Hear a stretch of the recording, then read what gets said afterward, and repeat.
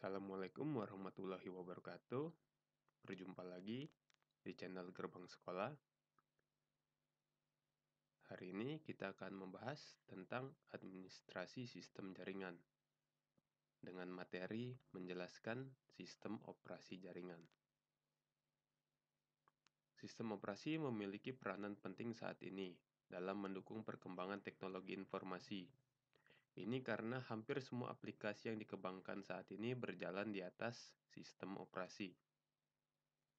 Sistem operasi merupakan sebuah program yang mengendalikan semua fungsi yang ada pada komputer. Sistem operasi menjadi basis landasan pengembangan aplikasi untuk user.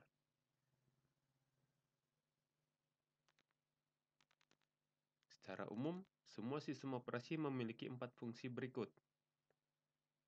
Pertama, pengendalian akses terhadap berbagai perangkat keras yang terhubung ke komputer, atau manajemen perangkat keras.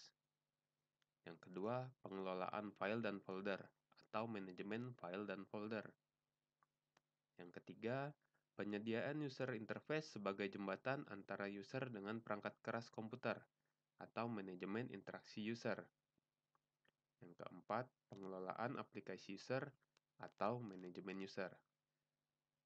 Baik, kita bahas satu persatu. Yang pertama yaitu pengendalian perangkat keras. Akses terhadap berbagai perangkat keras yang terhubung pada komputer disediakan oleh sistem operasi melalui suatu aplikasi yang dikenal dengan istilah driver. Setiap driver dibuat untuk mengendalikan satu perangkat keras. Instalasi aplikasi driver ini dilakukan sendiri oleh sistem operasi pada saat instalasi ataupun waktu perangkat keras dihubungkan ke komputer. Mekanisme instalasi secara otomatis saat perangkat keras dihubungkan ini dikenal dengan istilah plug dan play atau plug and play, PNP. Yang kedua, pengelolaan file dan folder. Hal ini dimungkinkan oleh sistem operasi karena pada saat instalasi sistem operasi ada proses format untuk hard disk. Melalui proses tersebut, ruang hard disk akan ditata sedemikian rupa sehingga memiliki blok-blok tertentu untuk menyimpan file. Proses ini mirip seperti penempatan rak-rak pada ruangan kosong untuk diisi buku-buku nantinya. Sebuah file adalah kumpulan blok yang saling terkait dan memiliki sebuah nama. Folder merupakan sebuah penampung yang dapat berisi file-file ataupun subfolder lainnya. Setiap file-file yang terkait dengan program komputer ditempatkan dalam folder tersendiri untuk memudahkan pencarian file. Yang ketiga, manajemen interaksi. User dapat menggunakan komputer melalui aplikasi yang ada atau terinstal di komputer. Setiap aplikasi menyediakan interface untuk menerima interaksi yang mungkin dari user. Terdapat dua jenis interface yang dapat digunakan untuk berinteraksi dengan user, yakni yang pertama adalah Command Line Interface atau CLI atau CLI. Yang kedua, Graphical User Interface atau GUI. Yang pertama yaitu Command Line Interface atau CLI. Interaksi user dengan sistem dilakukan dengan mengetikkan serangkaian kalimat perintah untuk dikerjakan oleh komputer. Jadi semua perintah harus diketikkan ya melalui keyboard untuk dikerjakan oleh komputer. Tampilannya seperti ini. Nah, ini disebut dengan Command Line Interface. Dia hanya ada tampilan yang seperti ini hitam dan tidak ada tampilan seperti yang biasa kita lihat di sebuah laptop atau komputer. Yang kedua yaitu Graphical User Interface atau GUI. Di sini interaksi user dilakukan melalui sekumpulan menu dan ikon yang dapat dipilih oleh user untuk memberikan berbagai perintah ke komputer. Contohnya kita dapat mengklik atau mendrag atau mengcopy paste menggunakan mouse atau touchpad. Ya, di sini familiar sekali ini ya. Gambarnya ini merupakan Windows 7. Yang berikutnya ada manajemen aplikasi. Setiap aplikasi yang dijalankan oleh sistem operasi dengan mencari lokasi file program tersebut dan memindahkan isinya ke memori untuk kemudian mengirimkan setiap perintah pada file tersebut untuk dijalankan oleh komputer. Aplikasi user di sini merupakan aplikasi yang digunakan oleh user untuk menyelesaikan suatu tujuan tertentu. Fungsi manajemen pada aplikasi user ini dapat meliputi satu, instalasi, yaitu proses menempatkan file-file program pada sistem komputer termasuk konfigurasi program tersebut. 2. Uninstall, yaitu proses untuk menghapus file-file program beserta konfigurasi dari komputer. 4. Update atau upgrade, yaitu proses untuk memperbaharui file-file dari program yang telah terinstall. Selain memiliki fungsi-fungsi manajemen di atas, sistem operasi modern juga dapat memiliki kemampuan sebagai berikut. Yang pertama yaitu multi-user, yaitu dua atau lebih user dapat bekerja sama untuk saling berbagi pakai penggunaan aplikasi dan sumber daya seperti printer pada waktu yang bersamaan. Yang kedua yaitu multitasking.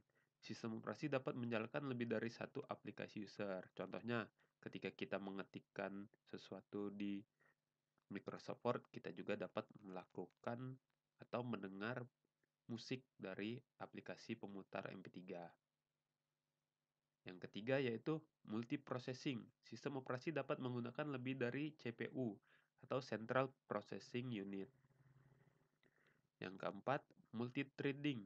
Setiap program dapat dipecah ke dalam thread-thread untuk kemudian dapat dijalankan secara terpisah atau paralel oleh sistem operasi.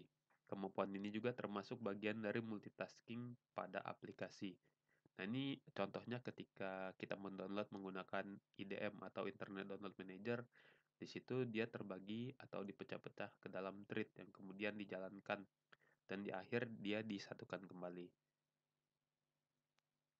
Sistem operasi 32 bit dan sistem operasi 62 bit. Terdapat dua perbedaan antara sistem operasi 32 bit dan 64 bit, maaf.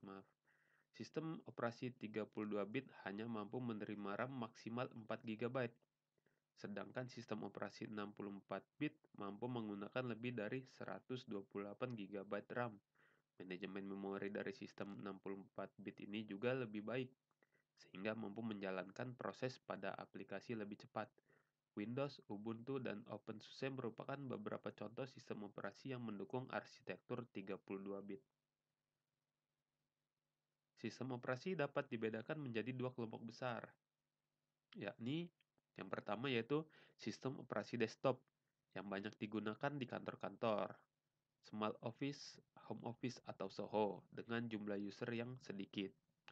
Yang kedua yaitu sistem operasi jaringan, Network Operating System atau NOS, didesain untuk dapat melayani user dalam jumlah besar untuk berbagi keperluan dan banyak digunakan pada perusahaan berskala besar.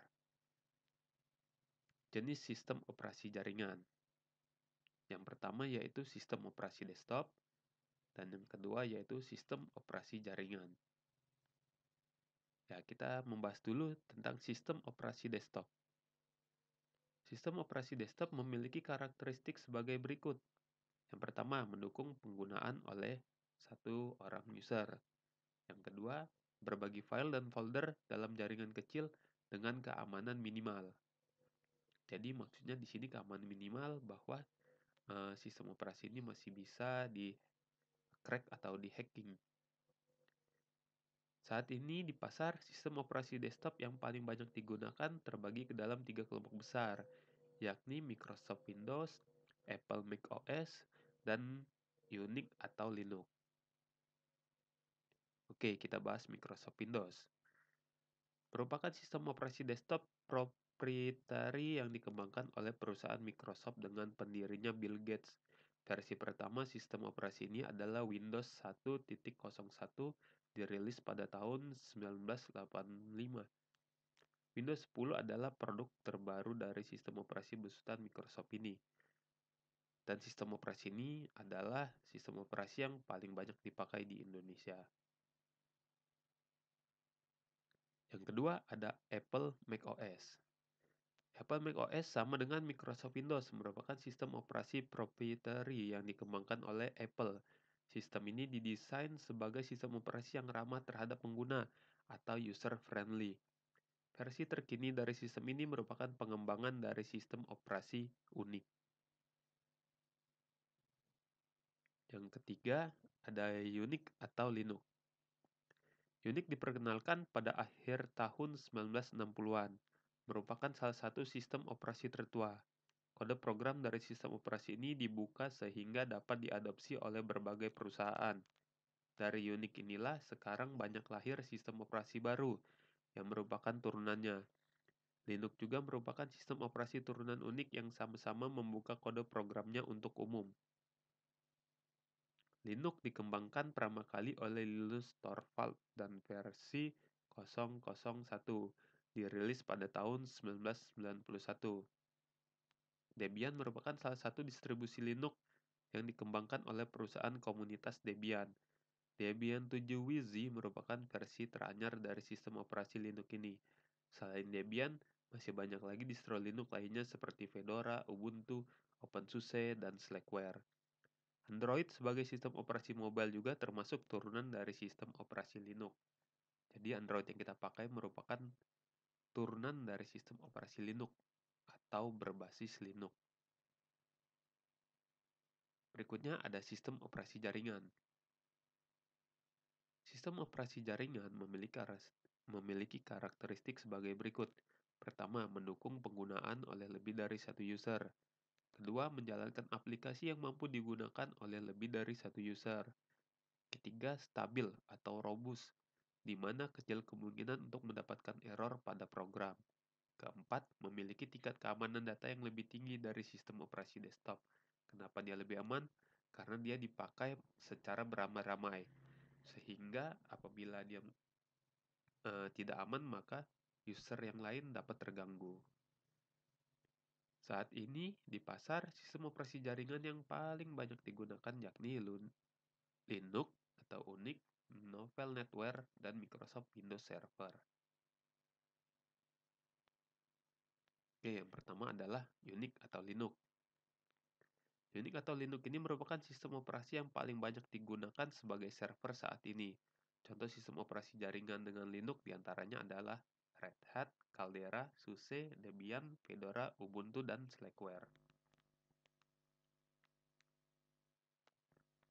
Yang kedua ada Novel NetWare. Novel NetWare di tahun 1980-an merupakan sistem operasi pertama yang memenuhi semua persyaratan untuk membangun sebuah jaringan komputer lokal. Yang ketiga adalah Microsoft Windows Server. Microsoft juga mengeluarkan Windows Server sebagai sistem operasi jaringannya. Mulai dari versi awalnya adalah Windows Server 2000 hingga yang terakhir adalah Windows Server 2012.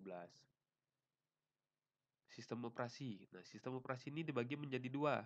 Yang pertama yaitu sistem operasi closed source atau proprietary, yaitu sistem operasi proprietary merupakan sistem operasi yang dikembangkan secara internal oleh seseorang, perkumpulan, ataupun perusahaan.